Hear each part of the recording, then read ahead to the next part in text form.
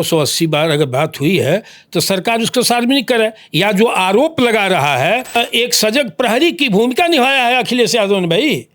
जाति पात धर्म राजनीति से हट करके आप असली चोर किसको मानते हैं? दो पक्ष है, एक पक्ष कह रहा भाजपा आरएसएस, एक पक्ष कह रहा अखिलेश यादव। जो राम का नाम लेकर के, हिंदुत्व का नाम लेकर के, सनातन का नाम लेकर के झंडा फहरा रहे हैं और उनको विरोधी बता रहे हैं, ऐसे में हिंदुत्व के साथ सनातन के साथ अगर अखिलेश यादव ने चोरी के ही प्रकरण को जोड़ना चाहा तो मामला था। अगर उसको सिखाए होंगे टुन्नू यादव के, खुलासा अखिलेश यादव ने किया, अपने विपक्ष धर्म का पालन किया है। राम मंदिर चंदा चोरी में जब अखिलेश यादव का पोस्ट आता है तो अखिलेश यादव की लोग सराहना तो करते हैं, लेकिन चंपत राय कहते हैं कि कोई चोरी नहीं हुआ है, सिर्फ ऑडिट चल रहा है, बाद में गोबर में से पैसा निकलता है। आप ये बात जानते हैं, लेकिन जब परमहंस और तमाम भाजपा के नेता, भाजपा के जो प्रवक्ता हैं, वो दावा करने लगते हैं कि 980 बार, यानी कि 1 2 10 20 बार नहीं, 980 बार अखिलेश यादव ने टिन्नू यादव से बात किया, यानी कि यादव वाला जो तार था वो लास्ट में जुड़ ही जाता है। हमारे साथ अखिल भारतीय ब्राह्मण महासभा के राष्ट्रीय अध्यक्ष राजेंद्र नाथ त्रिपाठी जी हैं। ये जो पूरा मामला हुआ चंदा चोरी को, ये कैसे देखते हैं और अखिलेश यादव का जो नाम आया है उसके बारे में क्या सोचते हैं? बहुत बहुत स्वागत है सर आपका। बहुत बहुत धन्यवाद। कैसे देखते हैं अखिलेश यादव का नाम आ गया? पहले तो उनका पोस्ट आता है, फिर चंदा चोरी का उजागर होता है। पहले तो ये घटना ही बहुत बड़ा दुर्भाग्यपूर्ण, दुखद और देश के माथे पर एक कलंक आ गया है। भगवान राम के घर में चोरी हो, उनके संपत्ति की चोरी हो, इससे बड़ा दुर्भाग्य क्या हो सकता है। और रखवाले ही चोर निकले। जांच हो रही है, एसआईटी की जांच हो रही है, तो एसआईटी उनकी है, सरकार उनकी है, माल उनका है, मंदिर उनका है।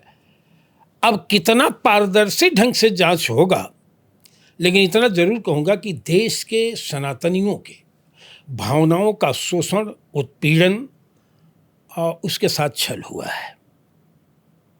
इसकी मैं घोर निंदा करता हूँ। आप अखिल भारतीय ब्राह्मण महासभा के राष्ट्रीय अध्यक्ष हैं। ब्राह्मण समाज जो है उनको पूरा हिंदू का मजबूत स्तंभ कहा जाता है, तो ये चंदा चोरी में आपका पूरा समाज क्या सोचता है?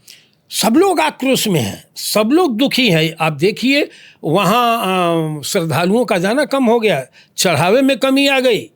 अब यही चीज़ साबित करता है कि कितना बड़ा अपने के साथ पूरा सनातनी धोखा महसूस कर रहे हैं।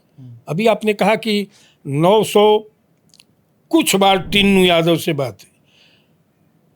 आप शादीशुदा हैं? नहीं हैं। हम लोग शादीशुदा हैं, बच्चे हैं। हम 2-4 महीने में 900 कुछ बार नहीं बात कर पाते हैं, ठीक है ना। यह आरोप सत्य है, असत्य है। सरकार अगर आरोप लगाई तो इसे सार्वजनिक करना चाहिए, डेट वाइज और हर मिनट का, ताकि आम जनमानस दिग्भ्रमित होने से बचे। उस सत्यता की जानकारी को उनको सामने पटल पर लाना चाहिए। दूसरी चीज कि मैं तो बधाई दूंगा कि इतने बड़े साजिश और षड्यंत्र और लूटपाट का खुलासा अखिलेश यादव ने किया, अपने विपक्ष धर्म का पालन किया है।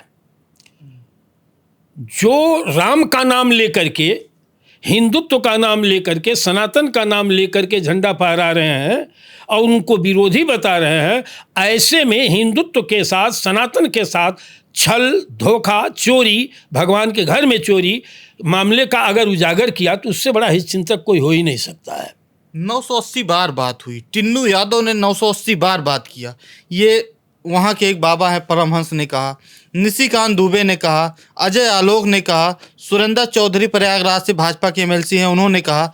मतलब ये जो पूरा सब कह रहे हैं उसको लॉजिक आप कितना मानते हैं? 980 बार अगर बात हुई है तो सरकार उसको सार्वजनिक करे, या जो आरोप लगा रहा है वो सार्वजनिक करे। अब हम कहें 5000 बार ऐसा हुआ तो कहना आसान है, 5000 का प्रमाण दीजिए ना, कर दीजिए। तो अगर 980 बार किस स्तर की बात हुई है अखिलेश यादव जी से और टिन्नू यादव से, सार्वजनिक हो जाए, दूध का दूध पानी का पानी हो जाएगा, आम जनमानस में ये बात चली जाएगी।